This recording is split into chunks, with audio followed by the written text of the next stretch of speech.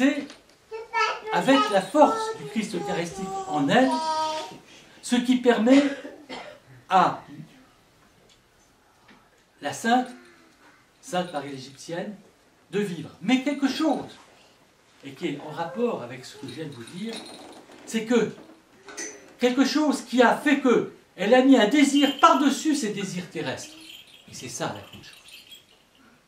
Elle a mis le désir de recommunier avant sa mort, de recevoir à nouveau le Christ eucharistique en elle, le corps et le sang du Christ, et que ce désir est devenu de plus en plus le plus important désir de sa vie, qui a éloigné les désirs terrestres, que de toute façon, dans ces lieux arides, elle ne pouvait que faire une chose, retourner dans la ville, parce qu'il n'y avait pas de possibilité d'exercer en quoi que ce soit les passions qui avaient été les siennes avant sa vie recluse, sa vie d'anachorèse. Mais la chose importante, c'est que le Christ eucharistique qui est déposé en nous suscite un désir de le recevoir davantage. Et ce désir de communier est ce qui constitue, et c'est ce que m'a appris le Père Cléopas, un des grands signes de la vie spirituelle efficace, de la vocation du nom de Jésus. C'est le désir.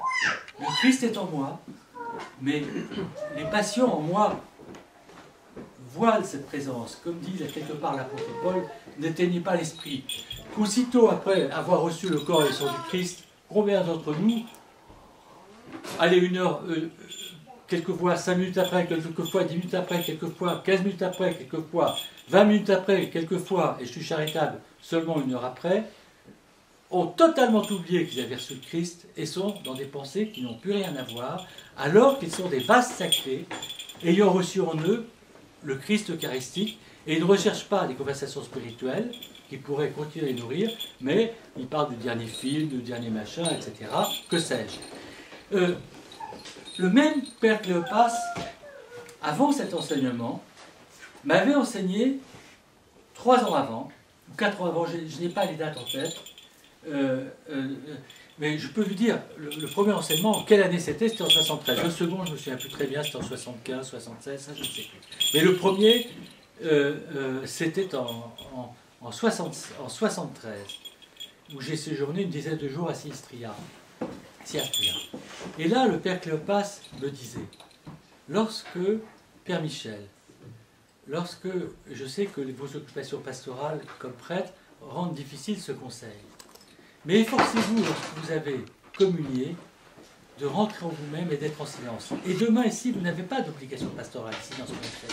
Quand vous allez, une fois que vous aurez communié, après la Divine Liturgie, partez seul dans la montagne, et le Christ est à l'intérieur de vous.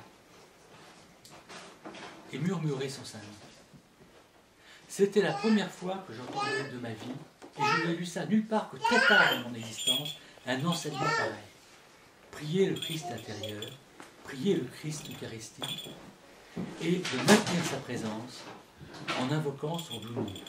Comme la Mère de Dieu, qui dès qu'elle reçoit l'annonce de l'ange, et que l'Esprit Saint descend en elle concevoir le Verbe chair, c'est la première Eucharistie, vivante, murmurer inlassablement le doux nom de son Fils, dans une incommensurable et insondable prière, Jésus, Jésus, Jésus. Nous sommes dans le mystère, l'un des plus grands mystères de l'Église, car toute l'Église est eucharistique.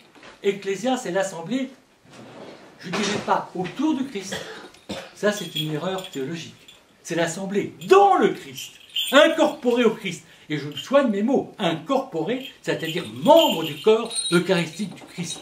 Nous renouvelons par l'Eucharistie notre appartenance à l'Ecclésia, au corps vivant du Christ. Et l'invocation du nom de Jésus, c'est une façon de s'affirmer dans l'Église. Oui, certes, la prière efficace est une voie qui n'est pas une voie unique dans l'Église orthodoxe. Il y a d'autres voies, mais elle est certainement celle qui permet cette union et cette prise de conscience de l'Eucharistie. Il y a très peu d'écrits sur cette doctrine. je vais publier un livre bientôt où je vais parler de cette doctrine. Je viens d'écrire, donc il faudra attendre 2 ans pour que ça soit publié, sur le Notre Père, où je parle de tous les enseignements que j'ai reçus du Starets Cléopas, très en détail, parce que c'est de lui que me vient cette doctrine. On la retrouve chez d'autres pères, chez Jean de Dayalta en particulier, qui est un père syriaque.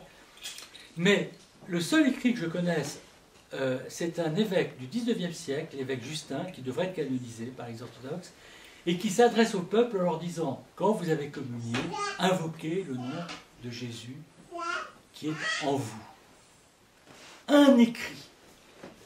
Et de nombreux livres sur la philocalie, sur la prière du nom de Jésus, le pèlerin russe, qui ne parlent pas, parce que cette transmission, elle était orale.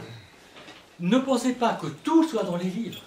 Les livres ne sont que un support de la tradition qui, elle, est orale, transmission de père à disciple.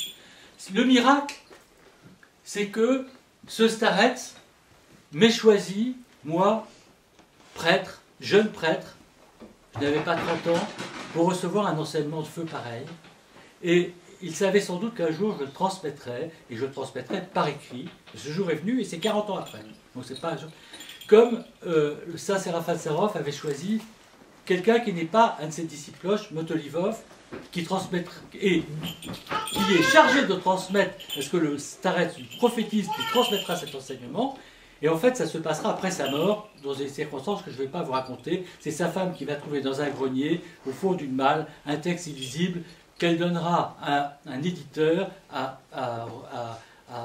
déchiffrer et à publier, et c'est le fameux discours sur l'acquisition du Saint-Esprit, qui est l'enseignement absolument pour notre siècle, pour le XXe et le XXIe siècle, sur la théologie du Saint-Esprit, c'est incomparable.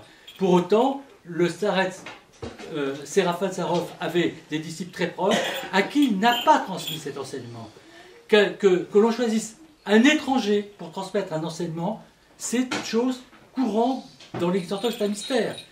Quand on lit que c'est un prêtre de passage, un diacre de passage, le diacre Jean Cassien, que les pères spirituels vont donner dans les déserts des enseignements absolument incroyables, et que Jean Cassien, 20 ans après, publiera, qui était un disciple même de saint Jean Chrysostome, Jean Cassien le Roumain, que je salue, qui était roumain, qui publiera 20 ans après ces enseignements qui sont, sinon auraient disparu. On voit que c'est une tradition dans l'Église orthodoxe, que ça soit un étranger de passage qui reçoive des enseignements de feu, à charge à lui de les transmettre ensuite, ce que je fais aujourd'hui et que je ferai demain et après-demain si Dieu me donne une longue vie. Glorifions le Père, le Fils et l'Esprit Saint, seul Dieu dans tous les siècles des siècles.